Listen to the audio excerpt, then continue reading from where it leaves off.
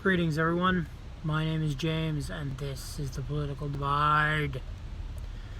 So, this is apparently going to be the first of these videos. I thought I was going to be doing a different one first, but that one's not coming together well, and I decided that I wanted to talk about something maybe a little less intense for a moment.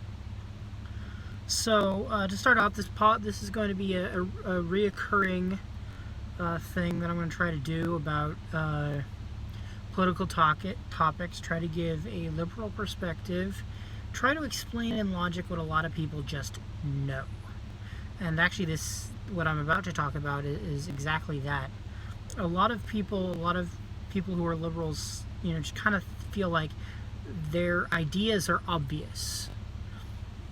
And I think it happens on the same side, and so you get a lot of people who maybe don't have that perspective and don't generate that kind of a perspective, might not think about how different this actually is, how hard this actually is. So how hard it is for people to think in someone else's shoes. So I kind of want to maybe try to run through some logic and let people talk about it. Maybe get the explanations from people when they come up. That way, that way we can actually have a discussion about this, and rather than just kind of yelling at each other. And so today, the subject is dog shit. And you might think, what does that have to do with anything? Well, someone was trying to make an analogy about one idea or another, and why we don't, it was a liberal, and they had this analogy about why we can't we can't talk about one issue or another. We have to actually, we need to ban discussion of this topic. We can't let the other side get their voices heard, because their voices are just so ridiculous we shouldn't ever hear them.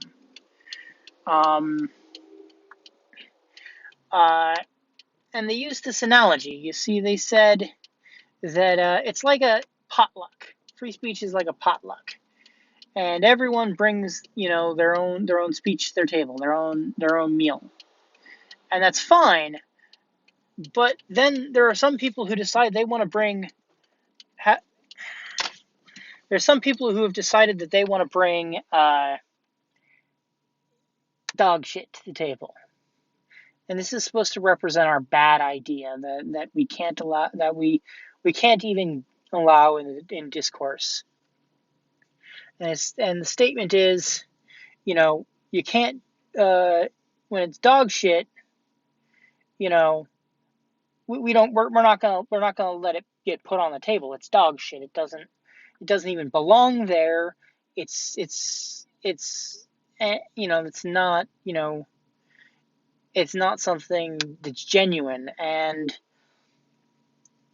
it's a compelling idea, and it's where I think it's a similar kind of logic that gets a lot of liberals to think that we want to outlaw hate speech.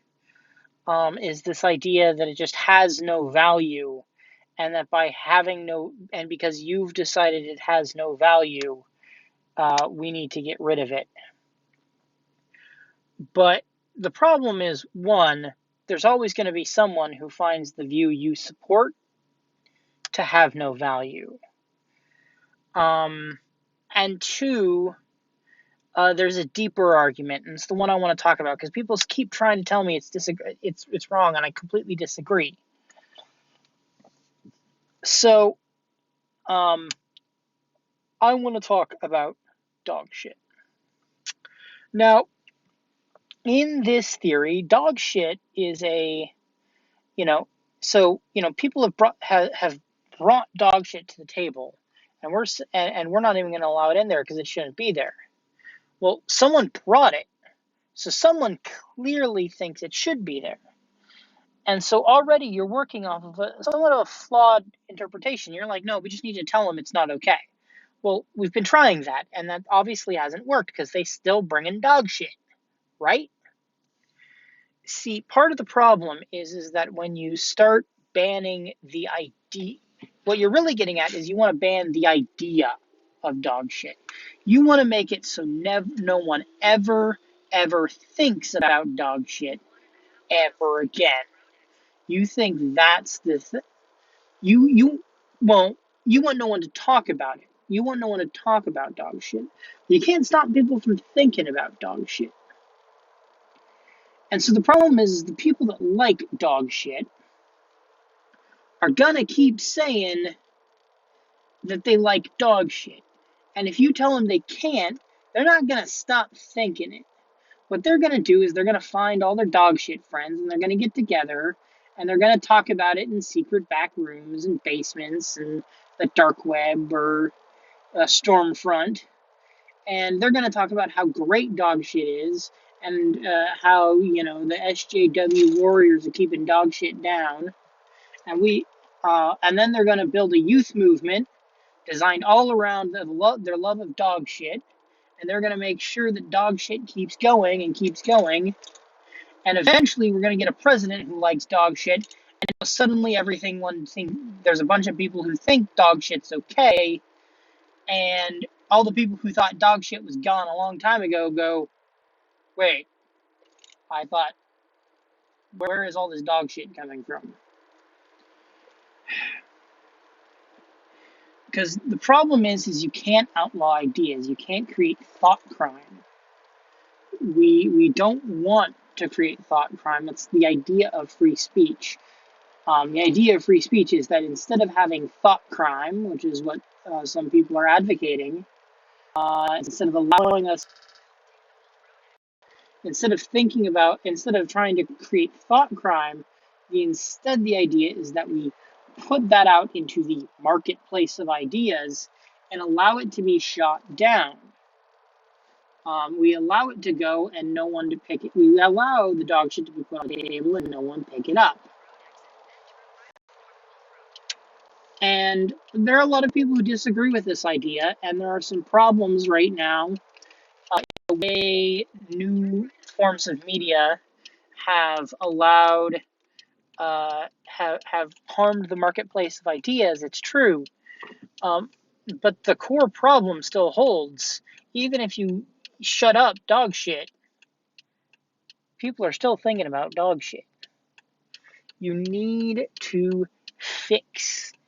You need to address the issue. You need to talk about that issue. And even if it doesn't get the people who like dog shit now, the more you talk about it, the more you address the rhetoric of dog shit, the more you are able to respond to dog shit when it comes up.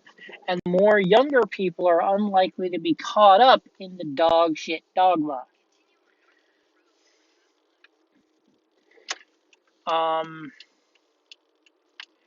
This feeds into all kinds of things. I am more than anything a proponent of free speech. I believe very much that free speech is critical to our discourse. I have seen no way to ban dog shit that doesn't also that can't also be used to ban just about anything, and that's the problem. When you get into free speech issues, it becomes really hard. We have narrow, very, very narrow exceptions. And those broader ones keep getting cut down by the Supreme Court. Obscenity used to be a pretty big one.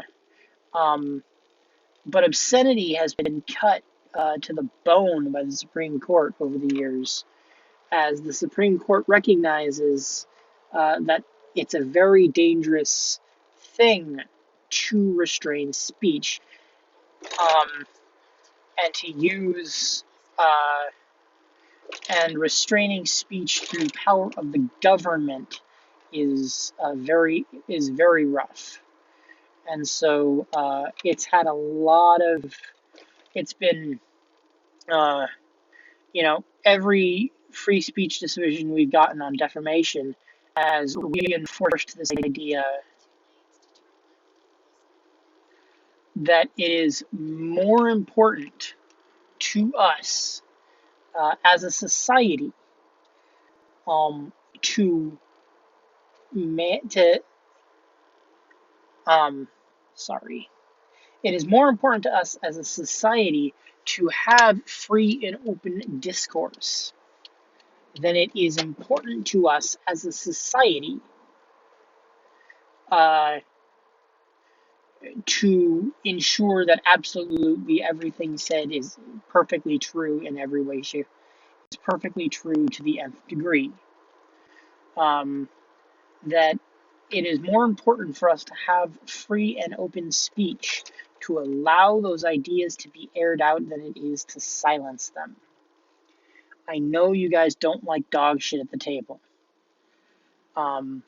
If you don't like people who don't humanize, if you are someone who is subject to to racist or sexist um, or religious based persecution,